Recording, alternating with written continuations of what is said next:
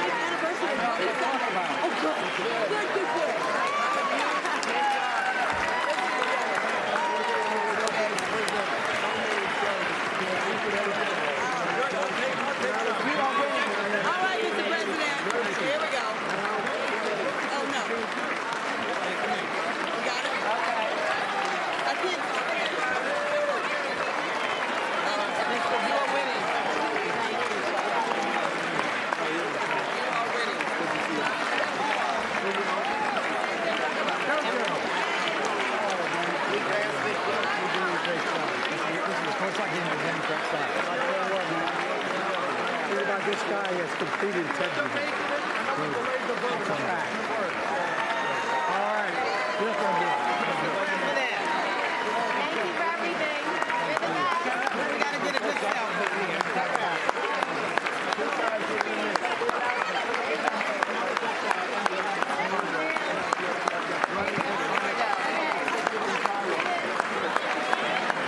Give him helmet, President.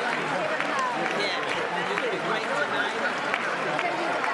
When you look out and see all this white, you know we're wearing it for you.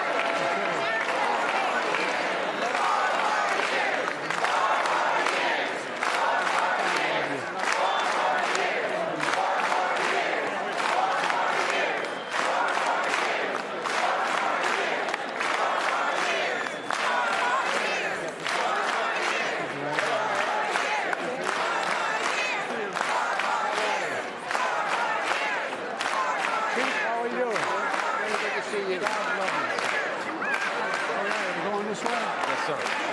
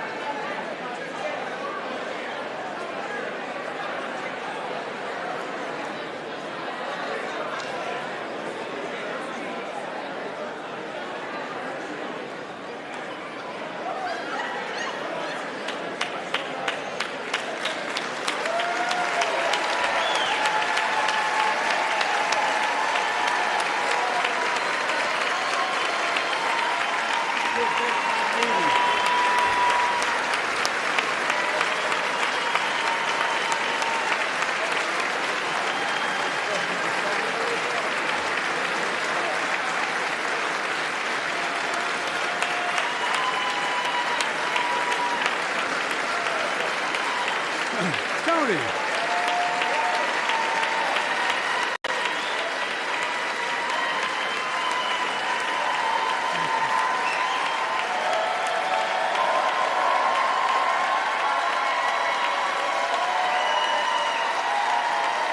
Thank you.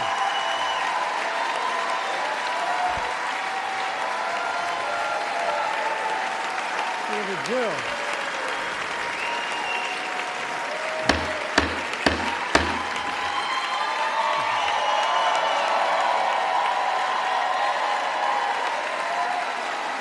Good evening.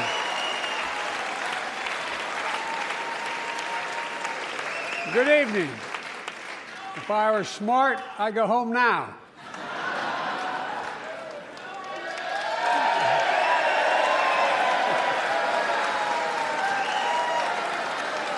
Mr. Speaker, Madam Vice President, members of Congress, my fellow Americans, in January 1941, Franklin Roosevelt came to this chamber to speak to the nation, and he said, "I address you at a moment unprecedented in the history of the Union. Hitler was on the march.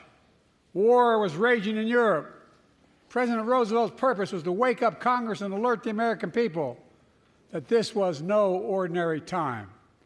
Freedom and democracy were under assault in the world. Tonight, I come to this same chamber to address the nation. Now, it's we who face an unprecedented moment in the history of the Union. And yes, my purpose tonight is to wake up the Congress and alert the American people that this is no ordinary moment either. Not since President Lincoln and the Civil War have freedom and democracy been under assault at home as they are today. What makes our moment rare is that freedom and democracy are under attack both at home and overseas at the very same time. Overseas, Putin of Russia is on the march, invading Ukraine and sowing chaos throughout Europe and beyond. If anybody in this room thinks Putin will stop at Ukraine, I assure you he will not.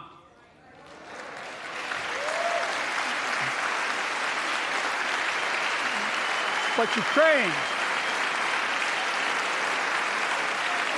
Ukraine can stop Putin.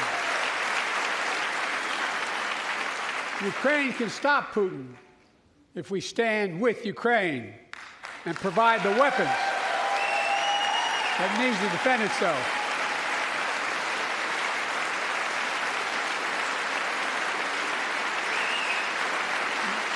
That is all. That is all Ukraine is asking. They're not asking for American soldiers.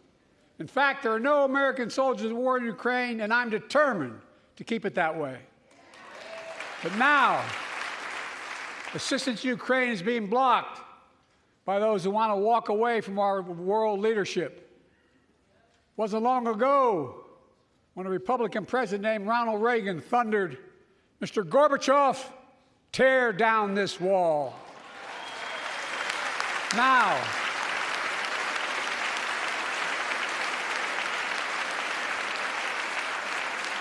my predecessor, a former Republican president, tells Putin, quote, "Do whatever the hell you want." That's a quote. A former president actually said that, bowing down to a Russian leader. I think it's outrageous, it's dangerous, and it's unacceptable.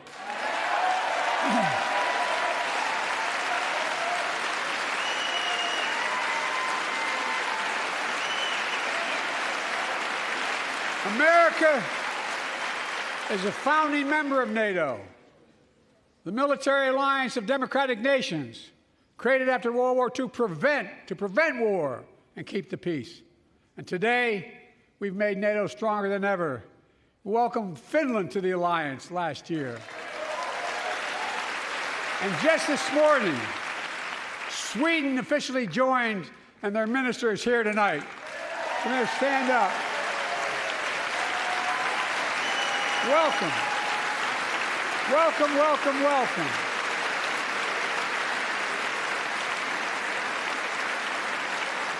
And they know how to fight. Mr. Prime Minister, welcome to NATO, the strongest military alliance the world has ever seen. I say this to Congress, we have to stand up to Putin. Send me a bipartisan national security bill. History is literally watching. History is watching. If the United States walks away, it will put Ukraine at risk. Europe is at risk. The free world will be at risk, emboldening others to do what they wish to do us harm. My message to President Putin, who I've known for a long time, is simple. We will not walk away.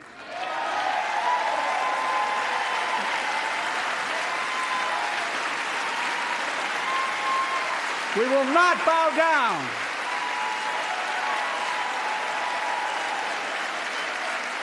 I will not bow down. In a literal sense, history is watching. History is watching. Just like history watched 3 years ago on January 6th, when insurrectionists stormed this very Capitol and placed a dagger to the throat of American democracy. Many of you were here on that darkest of days. We all saw with our own eyes the insurrectionists were not patriots. They'd come to stop the peaceful transfer of power, to overturn the will of the people. January 6th lies about the 2020 election and the plots to steal the election posed a gravest threat to U.S. democracy since the Civil War. But they failed. America stood.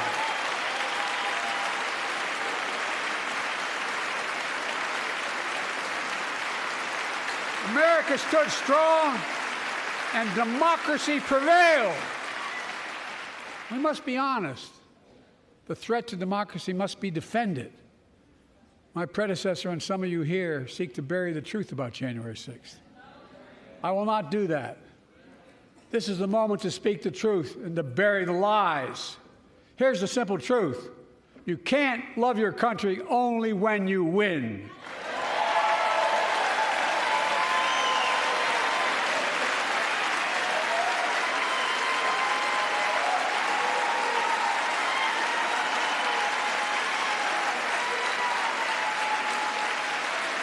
As I've done ever since being elected to office, I ask all of you, without regard to party, to join together and defend democracy. Remember your oath of office to defend against all threats, foreign and domestic. Respect free and fair elections. Restore trust in our institutions. And make clear political violence has absolutely no place in America, zero place. Again, it's not hyperbole to suggest history is watching. We're watching. Your children and grandchildren will read about this day and what we do. History is watching another assault on freedom. Joining us tonight is Latoya Beasley, a social worker from Birmingham, Alabama. 14 months ago, she and her husband welcomed a baby girl thanks to the miracle of IVF. She scheduled treatments to have that second child, but the Alabama Supreme Court shut down IVF treatments across the state, unleashed by a Supreme Court decision overturning Roe v. Wade. She was told her dream would have to wait. What her family had got through should never have happened. Unless Congress acts, it could happen again. So tonight, let's stand up for families like hers. To my friends across the aisle, don't keep this waiting any longer. Guarantee the right to AVF. Guarantee it nationwide.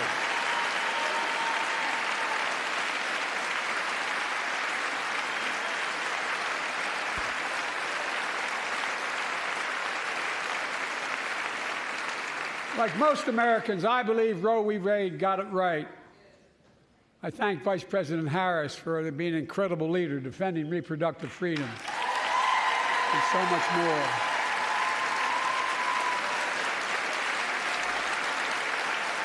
Thank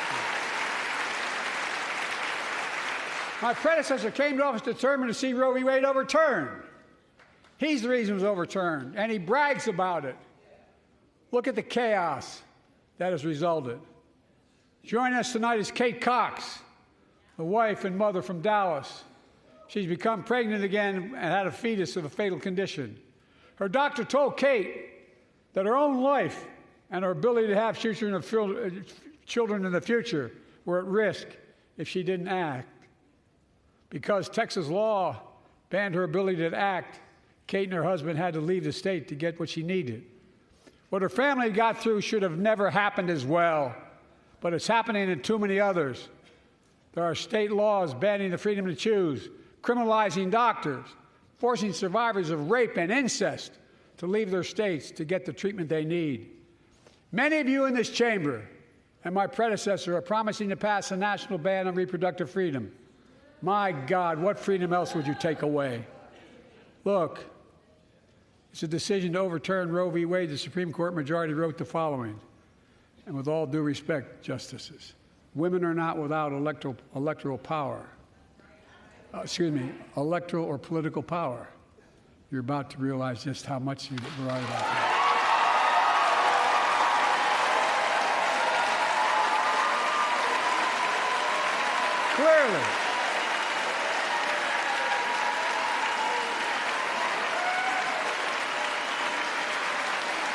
Clearly,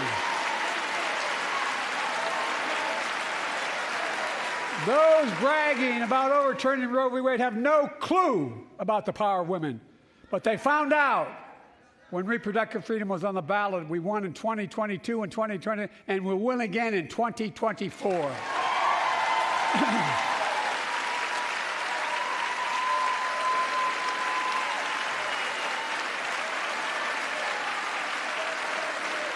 If you, the American people, send me a Congress that supports the right to choose, I promise you, I'll restore Roe v. Wade as the law of the land again.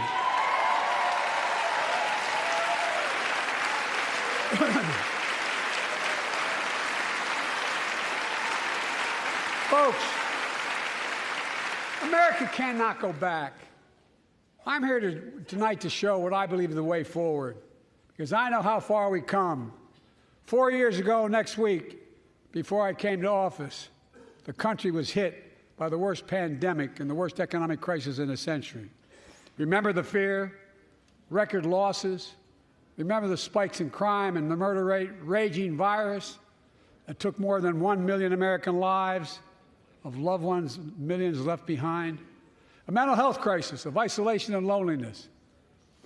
A president, my predecessor, failed the most basic presidential duty that he owes to American people, the duty to care. I think that's unforgivable.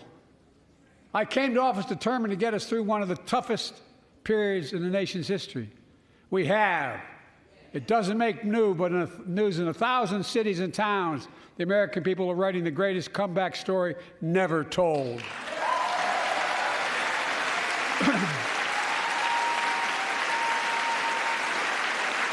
So let's tell the story here. Tell it here and now. America's comeback is building the future of American possibilities, building an economy from the middle out and the bottom up, not the top down, investing in all America, in all Americans, to make sure everyone has a fair shot, and we leave no one behind. The pandemic no longer controls our lives. The vaccines that saved us from COVID are now being used to beat cancer, turning setback into comeback. That's what America does. That's what America does.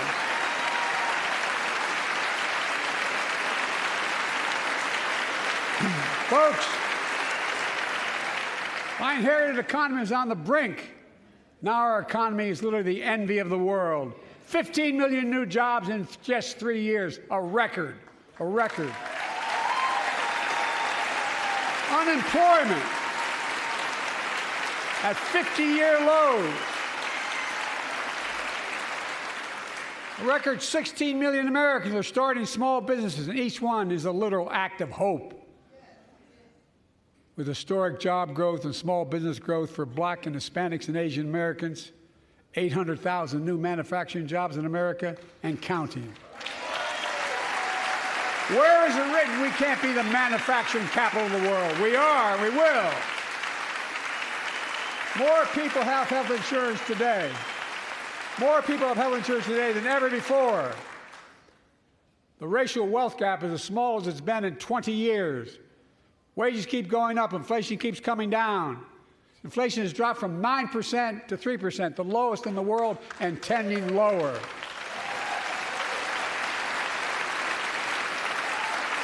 The landing is and will be soft. And now, instead of importing foreign products and exporting American jobs, we're exporting American products and creating American jobs. Right here in America, where they belong.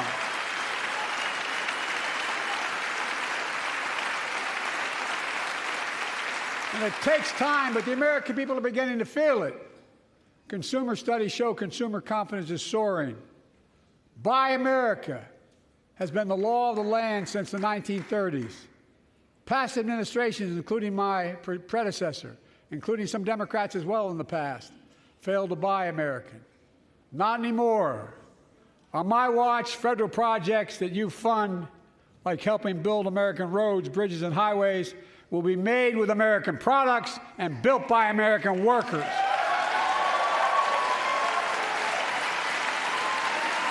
Creating good-paying American jobs.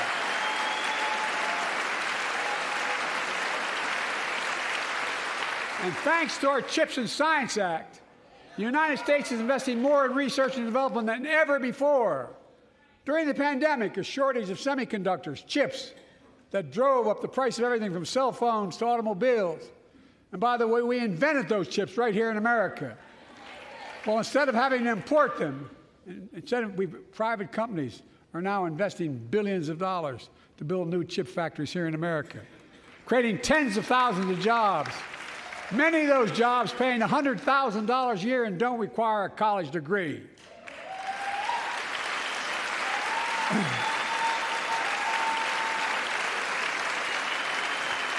In fact, my policies have attracted $650 billion in private sector investment in clean energy, advanced manufacturing, creating tens of thousands of jobs here in America.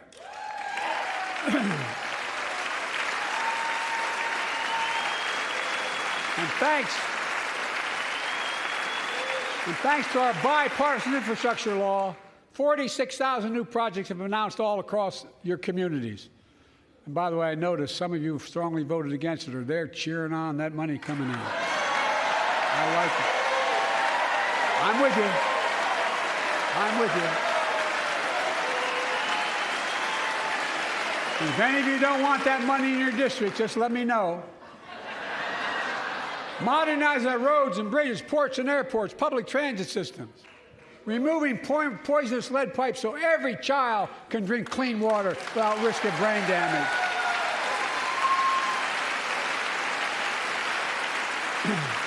Providing affordable high-speed internet for every American, no matter where you live, urban, suburban, or rural communities, in red states and blue states.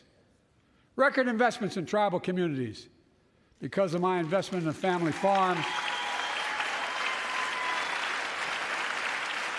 because I invested in family farms led by my Secretary of Agriculture, who knows more about this than anybody I know, we're better able to stay in the family for those farms and their children and grandchildren won't have to leave home to make a living. It's transformative. The great comeback story is Belvidere, Illinois, home to an auto plant for nearly 60 years. Before I came to office, the plant was on its way to shutting down. Thousands of workers feared for their livelihoods. Hope was fading. Then I was elected to office, and we raised the Belvidere repeatedly with auto companies, knowing unions would make all the difference. The UAW worked like hell to keep the plant open and get these jobs back, and together we succeeded. Instead of auto factories shutting down, auto factories reopening, a new state-of-the-art battery factories being built to power those cars there at the same.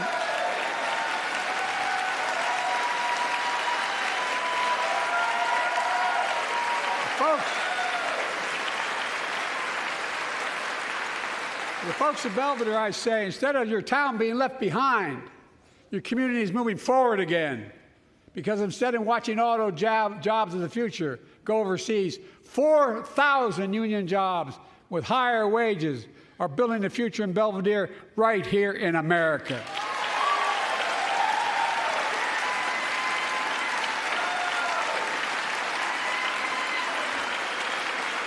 Here tonight is UAW President Shawn Fain, a great friend and a great labor leader. Shawn, where are you? Stand up.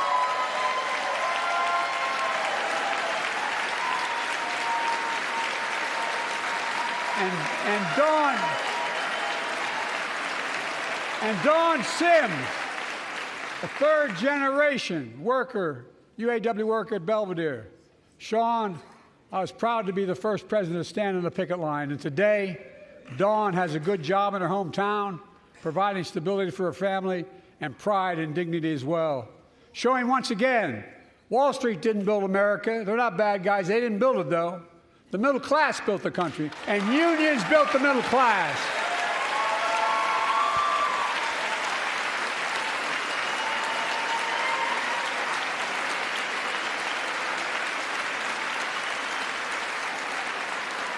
I say to the American people, when America gets knocked down, we get back up. We keep going. That's America.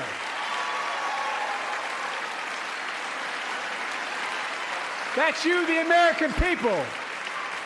It's because of you America's coming back. It's because of you our future is brighter. It's because of you that tonight we can proudly say the state of our union is strong and getting stronger.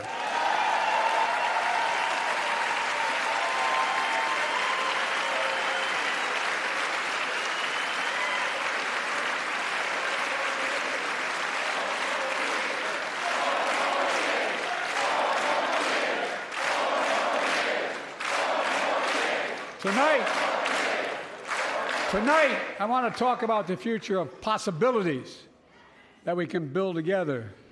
A future where the days of trickle-down economics are over, and the wealthy and the biggest corporations no longer get all the tax breaks. And by the way, I understand corporations. I come from a state that has more corporations invested than every one of your states in the state of the United States combined.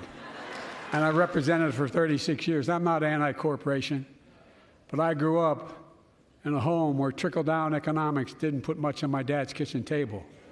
That's why I determined to turn things around so middle class does well. When they do well, the poor go way up and the wealthy still do very well. We all do well. And there's more to do to make sure you're feeling the benefits of all we're doing. Americans pay more for prescription drugs than anywhere in the world. It's wrong, and I'm ending it.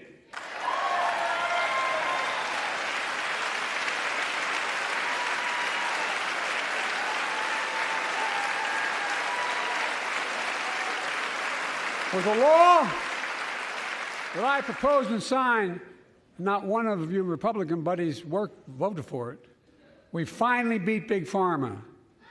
Instead of paying $400 a month or thereabouts for insulin with diabetes, and it only costs $10 to make, they only get paid $35 a month now and still make a healthy profit.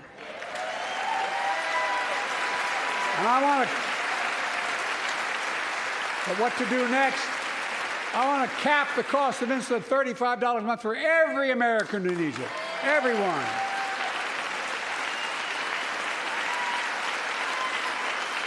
For years, people have talked about it, but finally we got it done and gave Medicare the power to negotiate lower prices on prescription drugs, just like the VA is able to do for veterans. That's not just saving seniors money, it's saving taxpayers money. We cut the federal deficit by $160 billion. Because Medicare will no longer have to pay those exorbitant prices to Big Pharma. This year, Medicare is negotiating lower prices for some of the costliest drugs on the market to treat everything from heart disease to arthritis. It's now time to go further and give Medicare the power to negotiate lower prices for 500 different drugs over the next decade.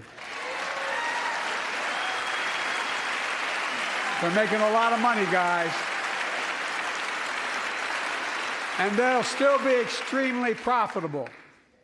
Will not only save lives, it will save taxpayers another $200 billion.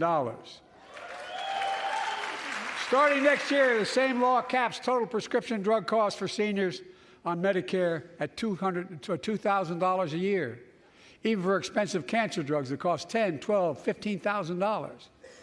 Now I want to cap prescription drug costs at $2,000 a year for everyone. Folks, I'm going to get in trouble for saying that, but if you want to get an Air Force One and fly to Toronto, Berlin, Moscow, well, even Moscow, probably. And bring your prescription with you, and I promise you I'll get it for you for 40% the cost you're paying now. Same company, same drug, same place. Folks, the Affordable Care Act, the old Obamacare, it's still a very big deal.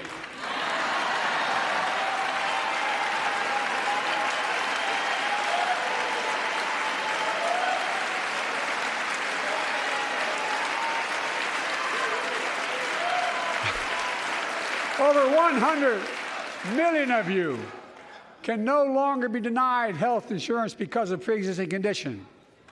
But my predecessor, and many in this chamber, want to take this prescription drug away by repealing the Affordable Care Act. I'm not going to let that happen. We stopped you 50 times before, and we'll stop you again. In fact, I'm not only protecting it, I'm expanding it.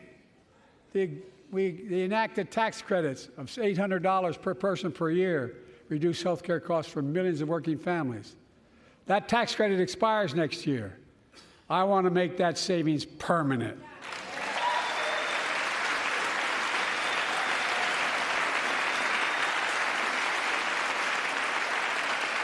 To state the obvious, women are more than half our population. But research on women's health has always been underfunded. That's why we're launching the first ever White House initiative on women's health research, led by Jill, doing an incredible job as First Lady.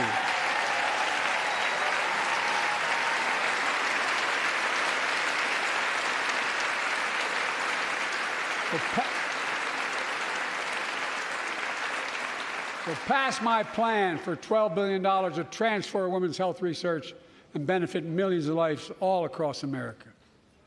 I know the cost of housing is so important to you. If inflation keeps coming down, mortgage rates will come down as well, and the Fed acknowledges that. But I'm not waiting. I want to provide an annual tax credit that will give Americans $400 a month for the next 2 years as mortgage rates come down, to put toward their mortgages when they buy their first home or trade up for a little more space. Just for 2 years.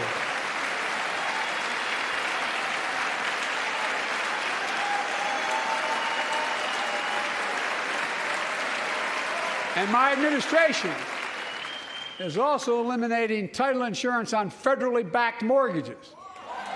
When you refinance your home, you can save $1,000 or more as a consequence. For millions of renters, we're cracking down on big landlords who use antitrust law, who break antitrust laws by price fixing and driving up rents. We've cut red tape so builders can get federally financing, which is already helping build a record 1.7 million new housing units nationwide. Now pass and build and renovate 2 million affordable homes and bring those rents down.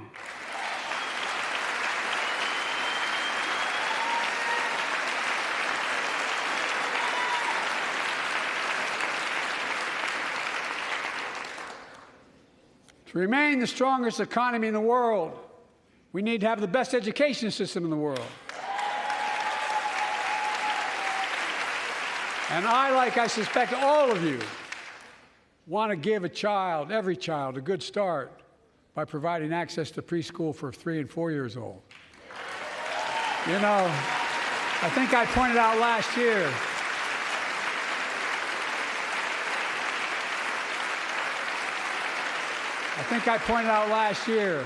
that children coming from broken homes where there's no books, they're not read to, not spoken to very often, start school, kindergarten, or first grade, having heard 1 million fewer words spoken. Well, studies show that children who go to preschool are nearly 50% more likely to finish high school, go on to earn a 2- and 4-year degree, no matter what their background is.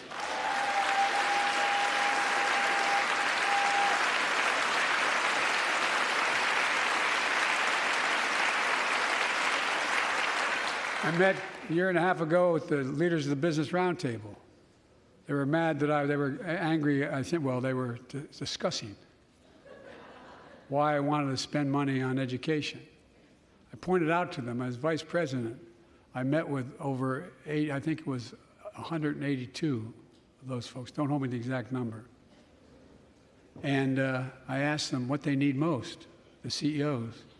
And you've had the same experience on both sides of the aisle. They say a better educated workforce, right? So I looked at them, and I say, I come from Delaware. DuPont used to be the 8th largest corporation in the world. And every new enterprise they bought, they educated the workforce to that enterprise. But none of you do that anymore. Why are you angry with me providing you the opportunity for the best educated workforce in the world? And they all looked at me and said, I think you're right. I want to expand high-quality tutoring and summer learning to see that every child learns to read by 3rd grade.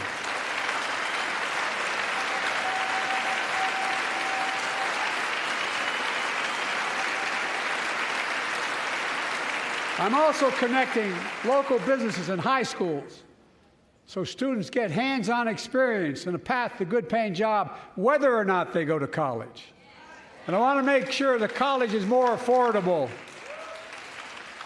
Let's continue increasing the Pell Grants to working and middle-class families and increase record investments in HBCUs and minority-serving institutions, including Hispanic institutions.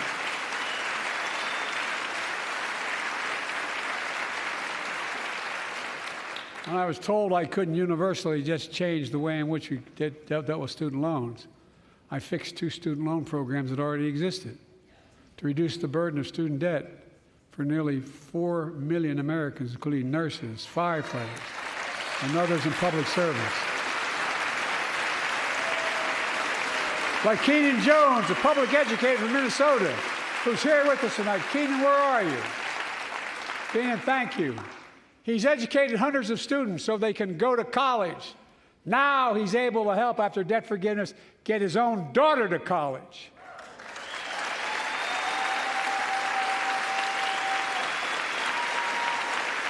And folks, look, such relief is good for the economy because folks are now able to buy a home, start a business, start a family. While we're at it, I want to give public school teachers a raise.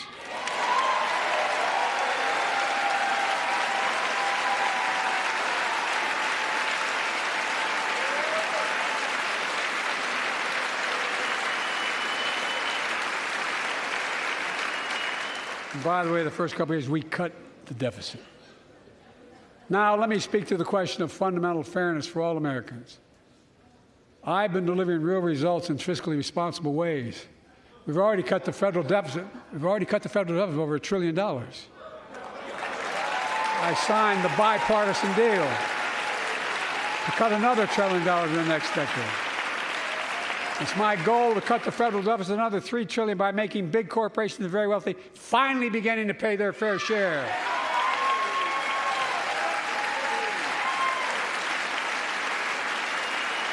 Look, I'm a capitalist. If you want to make or can make $1 million or millions of bucks, that's great. Just pay your fair share in taxes. A fair tax code is how we invest things to make this country great. Healthcare, education, defense, and so much more. But here's the deal. The last administration enacted a $2 trillion tax cut, overwhelmingly benefit the top 1%, the very wealthy and the biggest corporations, and exploded the federal deficit. They added more to the national debt than any presidential term in American history. Check the numbers. Folks at home, does anybody really think the tax code is fair? No. Do you really think the wealthy and big corporations need another $2 trillion tax break? No. I sure don't. I'm going to keep fighting like hell to make it fair. Under my plan, nobody earning less than $400,000 a year will pay an additional penny in federal taxes. Nobody, not one penny. And they haven't yet. In fact, the child tax credit I passed during the pandemic cut taxes for millions of working families and cut child poverty in half. Restore that child tax credit. No child should go hungry in this country. The way to make the tax code fair is to make big corporations and the very wealthy begin to pay their fair share. Remember in 2020, 55 of the biggest companies in America made $40 billion and paid zero in federal income tax. Zero. Not anymore. Thanks to the law I wrote and we signed, big companies have to pay a minimum of 15%. But that's still less than working people pay in federal taxes. It's time to raise corporate minimum tax to at least 21%.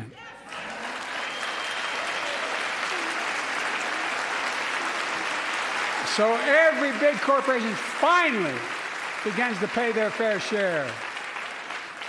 I also want to end tax breaks for big pharma, big oil, private jets, massive executive pay when it's only supposed to be $1 million that can be deducted. They can pay them $20 million if they want, but deduct $1 million. End it now. You know, there are 1,000 billionaires in America. You know what the average federal tax is for those billionaires? No. They're making great sacrifices, 8.2%. That's far less than the vast majority of Americans pay. No billionaire should pay a lower federal tax rate than a teacher, a sanitation worker, or a nurse.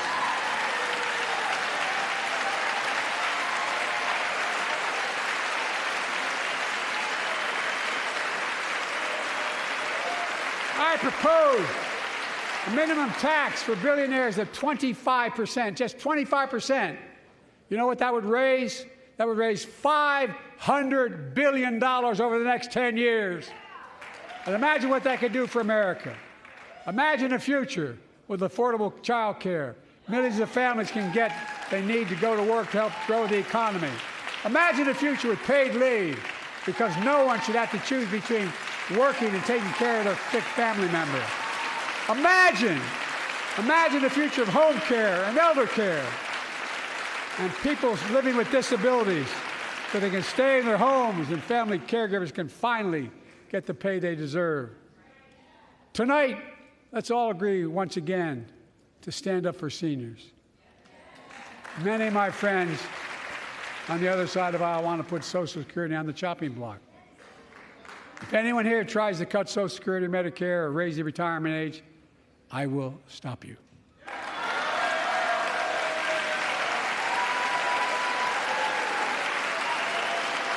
The working people who built this country pay more into Social Security than millionaires and billionaires do. It's not fair. We have two ways to go. Republicans can cut Social Security and give more tax breaks to the wealthy. That's the proposal.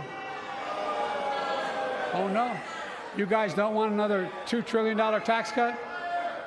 I kind of thought that's what your plan was. Well, that's good to hear. You're not going to cut another $2 trillion for the super wealthy. That's good to hear. I'll protect and strengthen Social Security and make the wealthy pay their fair share. Look,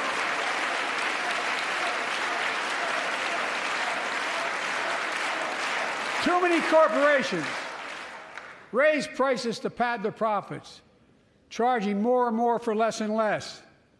That's why we're cracking down on corporations that engage in price gouging and deceptive pricing, from food to health care to housing. In fact, the snack companies think you won't notice if they change the size of the bag and put a hell of a lot fewer, same size bag, put fewer chips in it. No, I'm not joking. It's called shrinkflation. Pass Bobby Casey's bill and stop this. I really mean it.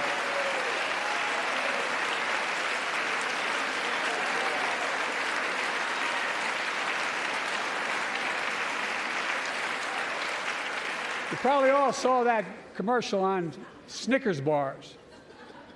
You get charged the same amount, and you got about, 10% fewer Snickers in it.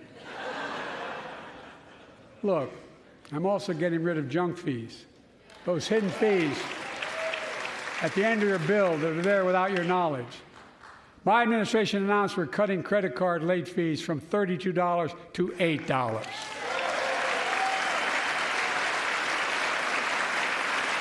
Banks and credit card companies are allowed to charge what it costs them to instigate the collection. And that's more a hell of a lot like $8 and 30-some dollars. They don't like it. The credit card companies don't like it. But I'm saving American families $20 billion a year with all the junk fees I'm eliminating. Folks at home, that's why the banks are so mad. It's $20 billion in profit. I'm not stopping there. My administration has proposed rules to make cable, travel, utilities, and online ticket sellers tell you the total price up front so there are no surprises. It matters. It matters. And so does this. In November, my team began serious negotiation with a bipartisan group of senators. The result was a bipartisan bill with the toughest set of border security reforms we've ever seen. Oh, you don't think so? Oh, you don't like that bill, huh? That conservatives got together and said it was a good bill? I'll be darned. That's amazing. That bipartisan bill would hire 1,500 more security agents and officers, 100 more immigration judges to help tackle the backload of 2 million cases, 4,300 more asylum officers, and new policies so they can resolve cases in 6 months instead of 6 years now.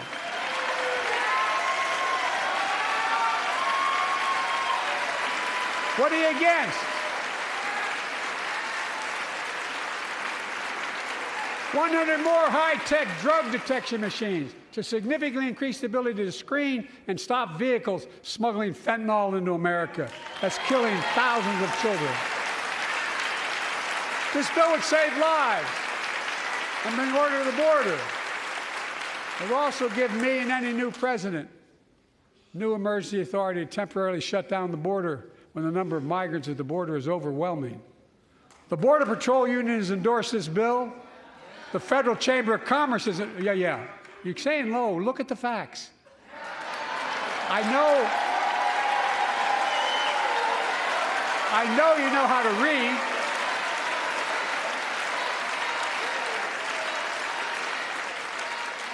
I believe that given the opportunity for a majority in the House and Senate would endorse the bill as well, a majority right now.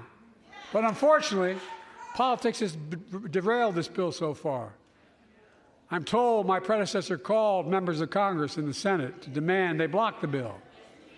He feels a political win, he viewed it as would be a political win for me and a political loser for him. It's not about him, it's not about me. I'd be a winner, not really.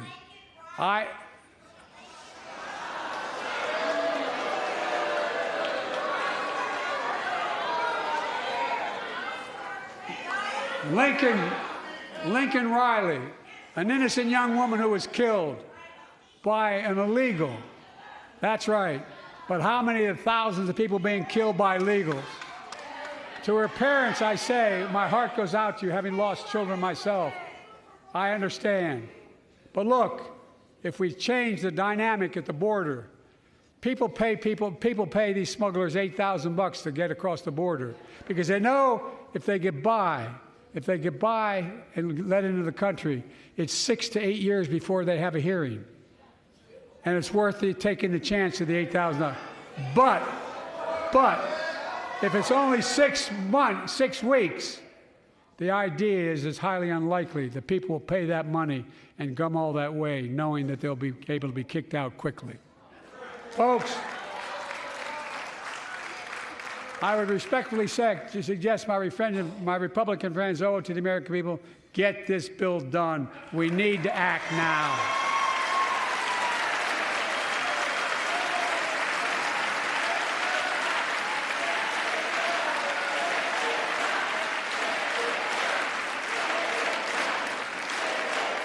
And if my predecessor is watching, instead of paying politics and pressuring members of Congress to block the bill, join me in telling the Congress to pass it. We can do it together, but that's what here's what he will not do. I will not demonize immigrants saying they are poison in the blood of our country. I will not separate families. I will not ban people because of their faith. Unlike my predecessor on my first day in office, I introduced a comprehensive bill to fix our immigration system. Take a look at it. It has all these and more. Secure the border. Provide a pathway to citizenship for dreamers, and so much more. But unlike my predecessor, I know who we are as Americans. We're the only nation in the world with a heart and soul that draws from old and new. Home to Native Americans, whose ancestors have been here for thousands of years. Home to people of from every place on earth. They came freely. Some came in chains. Some came when famine struck, like my ancestral family in Ireland. Some to flee persecution, to chase dreams that are impossible anywhere but here in America. That's America. And we all come from somewhere, but we're all Americans.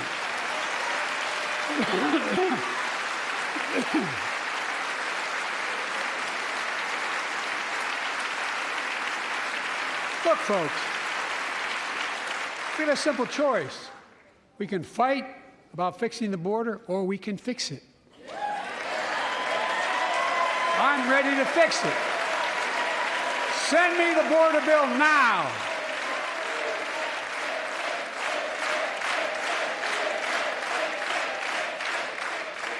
A transformational moment in history happened 59 years ago today in Selma, Alabama.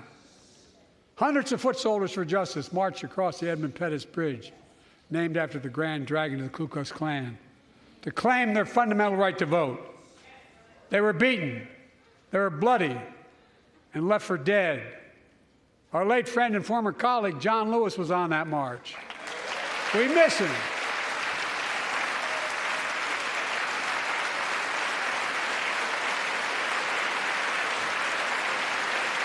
But joining us tonight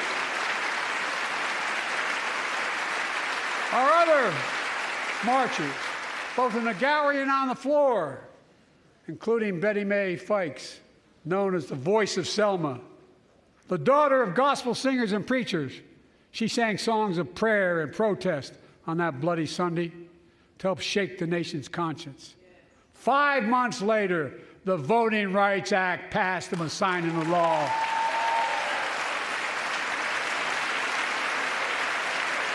Thank you. Thank you, thank you, thank you.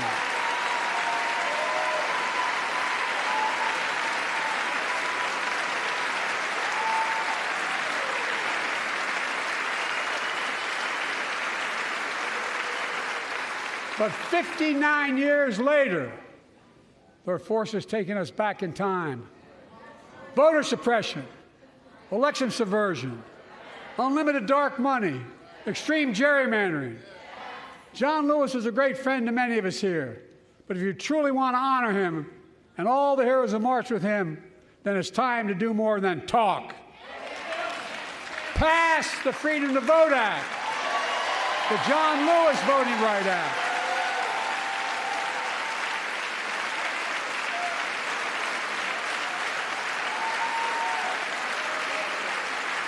And stop denying another core value of America, our diversity across American life. Banning books, it's wrong. Instead of erasing history, let's make history. I want to protect fundamental rights. Pass the Equality Act. And my message to transgender Americans, I have your back. Pass the PRO Act for workers' rights. Raise the federal minimum wage, because every worker has a right to a decent living more than $7 an hour. We're also making history by confronting the climate crisis, not denying it. I don't think any of you think there's no longer a climate crisis. At least I hope you don't. I'm taking the most significant action ever on climate in the history of the world. I'm cutting our carbon emissions in half by 2030, creating tens of thousands of clean energy jobs like the IBEW workers building and installing 500,000 electric vehicle charging stations. Conserving 30% of America's lands and waters by 2030. And taking action on environmental justice fence line communities smothered by the legacy of pollution. And patterned after the Peace Corps and AmeriCorps, I launched the Climate Corps to put 20,000 young people to work in the forefront of our clean energy future. I'll triple that number in a decade.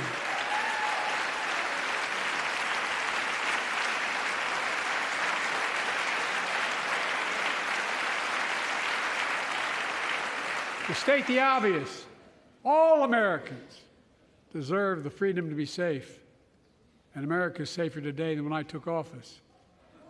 The year before I took office, murder rates went up 30%. 30% they went up. The biggest increase in history. It was then, through my American Rescue Plan, which every American voted against, I might add, we made the largest investment in public safety ever. Last year, the murder rate saw the sharpest decrease in history. Violent crime fell to one of its lowest levels in more than 50 years. But we have more to do. We have to help cities invest in more community police officers, more mental health workers, more community violence intervention. Give communities the tool to crack down on gun crime, retail crime, and carjacking. Keep building trust, as I've been doing by taking executive action on police reform and calling for it to be the law of the land. Directing my cabinet to review the federal classification of marijuana and expunging thousands of convictions for the mere possession, because no one should be jailed for simply using or have it on their record. Take on crimes of domestic violence. I'm ramping up the federal enforcement of the Violence Against Women Act that I proudly wrote when I was a senator, so we can finally end the scourge against women in America.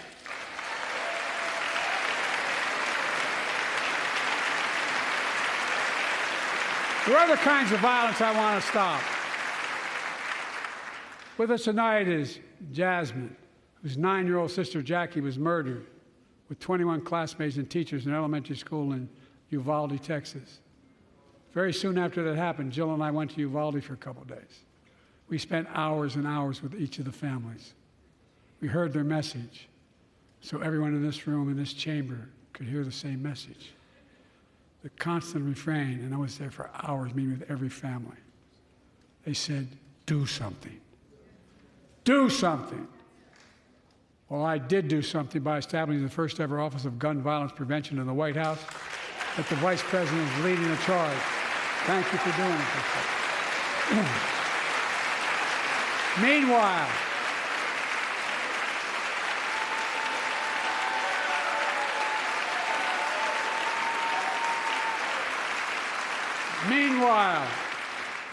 my predecessor told the NRA he's proud he did nothing on guns when he was president. Oh.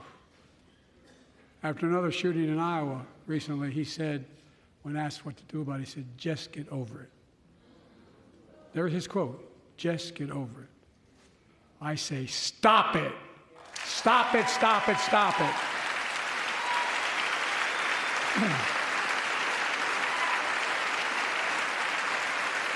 I'm proud we beat the NRA when I signed the most significant gun safety law in nearly 30 years because of this Congress. We now must beat the NRA again. I'm demanding a ban on assault weapons and high-capacity magazines. Pass universal background checks. None of this. I taught the Second Amendment for 12 years. None of this violates the Second Amendment or vilifies responsible gun owners.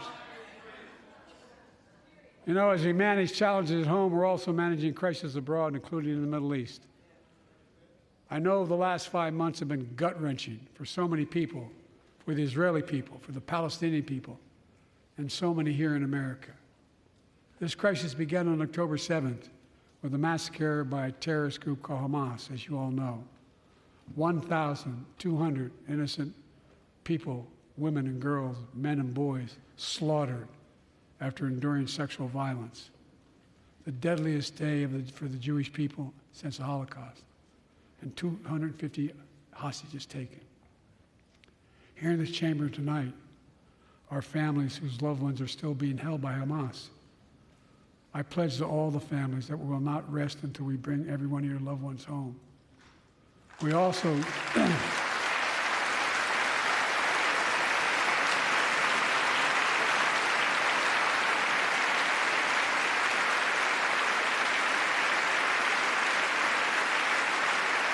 We will also work around the clock to bring home Evan and Paul, Americans being unjustly detained by the Russians and others around the world. Israel has the right to go after Hamas. Hamas ended this conflict by releasing hostages, laying down arms, could end it by releasing the hostages, laying down arms, and surrendering those responsible for October 7th.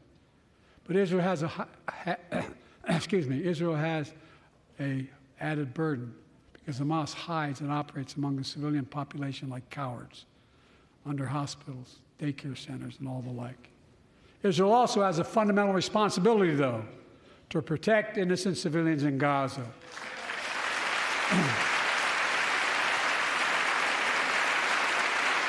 This war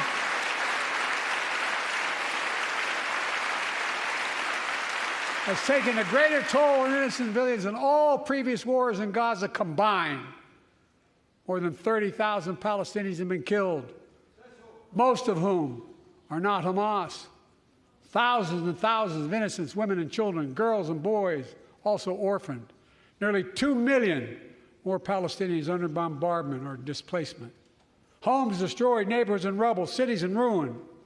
Families without food, water, medicine. It's heartbreaking. I've been working nonstop to establish an immediate ceasefire that would last for 6 weeks to get all the prisoners released, all the hostages released, to get the hostages home and ease the intolerable and humanitarian crisis and build toward an enduring something more enduring. The United States has been leading international efforts to get more humanitarian assistance to Gaza. Tonight, I'm directing the U.S. military to lead an emergency mission to establish a temporary pier in the Mediterranean on the coast of Gaza that can receive large shipments carrying food, water, medicine, and temporary shelters. No U.S. boots will be on the ground. A temporary pier will enable a massive increase in the amount of humanitarian assistance getting into Gaza every day.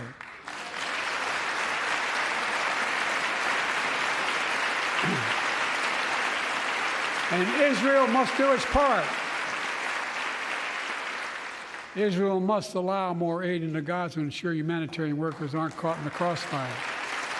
And they're announcing they're going to have a crossing in northern Gaza. To the leadership of Israel, I say this: humanitarian assistance cannot be a secondary consideration or a bargaining chip.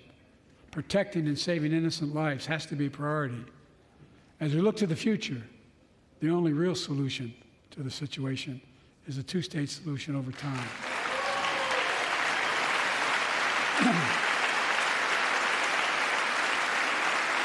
And I say this as a lifelong supporter of Israel. My entire career, no one has a stronger record with Israel than I do. I challenge any of you here. I'm the only American president of Israel in wartime. But there is no other path that guarantees Israel's security and democracy. There is no other path that guarantees Palestinians can live in peace with peace and dignity. And there's no other path that guarantees peace between Israel and all of its neighbors, including Saudi Arabia, with whom I'm talking. Creating stability in the Middle East also means containing the threat posed by Iran. That's why I built a coalition of more than a dozen countries to defend international shipping and freedom of navigation in the Red Sea.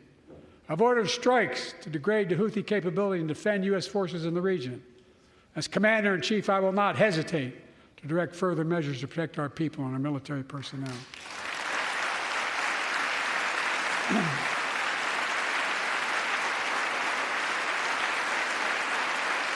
For years, I've heard many of my Republican and Democratic friends say that China is on the rise and America's falling behind. They've got it backwards. I've been saying it for over 4 years, even when I wasn't president. America's rising. We have the best economy in the world. And since I've come to office, our GDP is up, our trade deficit with China is down to the lowest point in over a decade. And we're standing up against China's unfair economic practices. We're standing up for peace and stability across the Taiwan Straits. I've revitalized our partnership and alliance in the Pacific. India, Australia, Japan, South Korea, Pacific Islands. I've made sure that the most advanced American technologies can't be used in China, not allowing to trade them there. Frankly, for all this tough talk on China, it never occurred to my predecessor to do any of that. I want competition with China, not conflict. And we're in a stronger position to win the conflict of the 21st century against China than anyone else, for that matter, than any time as well. Here at home, I've signed over 400 bipartisan bills. But there's more to pass my unity agenda. Strengthen penalties on fentanyl trafficking. You don't want to do that, huh? Pass bipartisan privacy legislation to protect our children online. Harness the promise of AI to protect us from peril. Ban AI voice impersonations and more. And keep our truly sacred obligation to train and equip those we send into harm's way and care for them and their families when they come home and when they don't.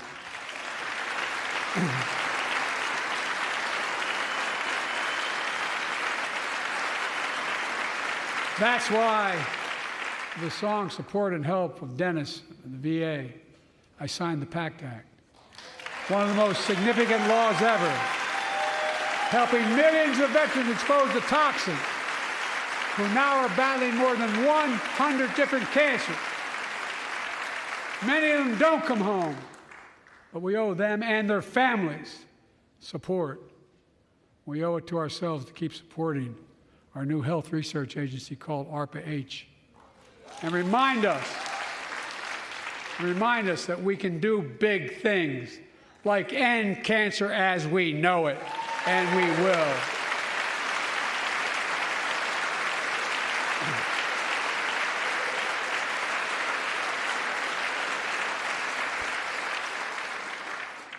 Let me close with this. Yay.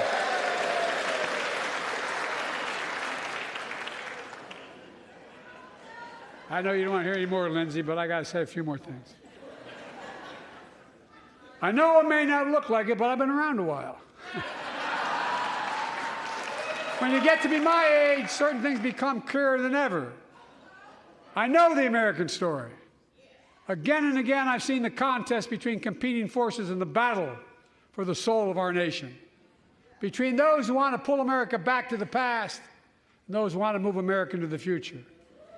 My lifetime has taught me to embrace freedom and democracy, a future based on core values that have defined America: honesty, decency, dignity, equality, to respect everyone, to give everyone a fair shot, to give hate no safe harbor. Now, other people my age see it differently.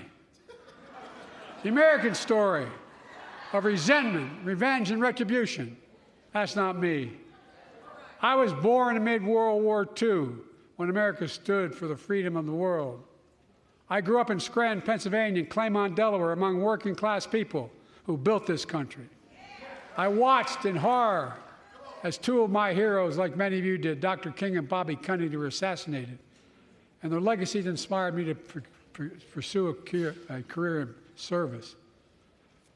I left the law firm and became a public defender because my city of Wilmington was the only city in America occupied by the National Guard after Dr. King was assassinated because of the riots. And I became a county councilman almost by accident. I got elected to the United States Senate when I had no intention of running at age 29. Then vice president of our first black president. Now president to the first women vice president.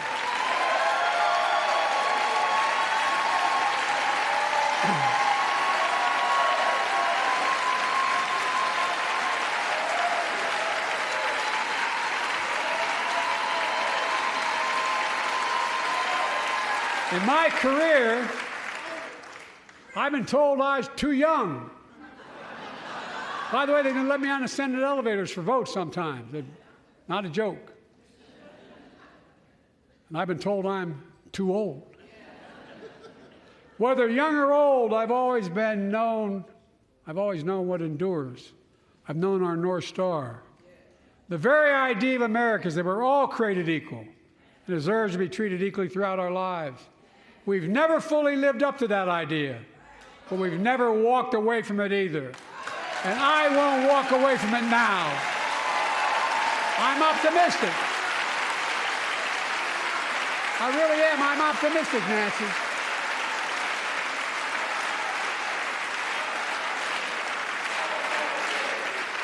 My fellow Americans, the issue facing our nation isn't how old we are, it's how old are our ideas. Hate, anger, revenge, retribution are the oldest of ideas. But you can't lead America with ancient ideas that only take us back. You lead America, the land of possibilities. You need a vision for the future and what can and should be done. Tonight you've heard mine.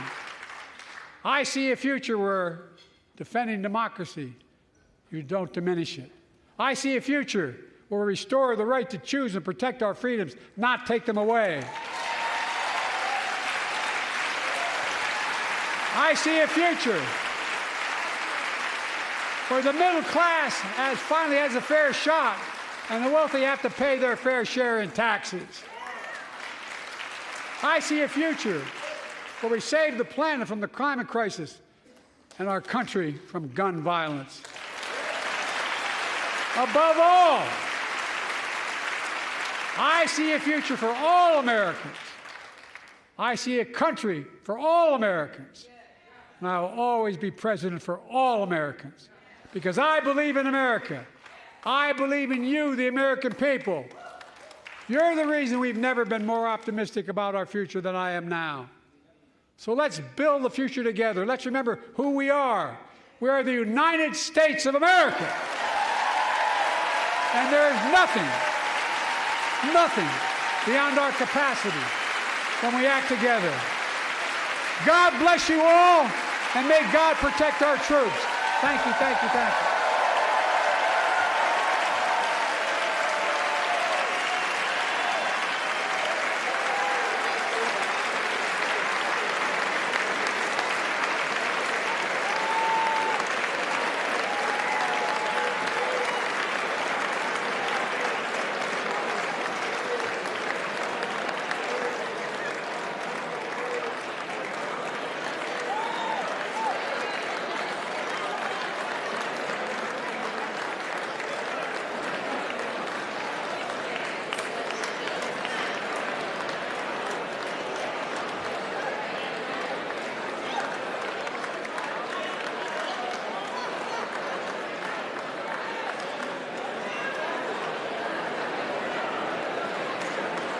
Bobby, I didn't embarrass you, did I? Mr. President, whoever's working there.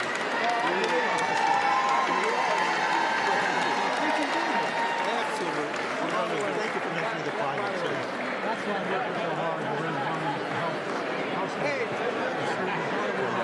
Thank you. We're going to get it back. Baptist preacher tonight. I'll tell you what. You were the Baptist preacher tonight. I'll tell you what Jim Eason once said to me. He said, what would old Jim Eason do for you in Delaware? I said, Mr. Chairman, someplace you'd help and someplace you'd hurt. He looked at me and said, I'll come and campaign for you again, and whichever helps you. That's why you were Come on now. Good job.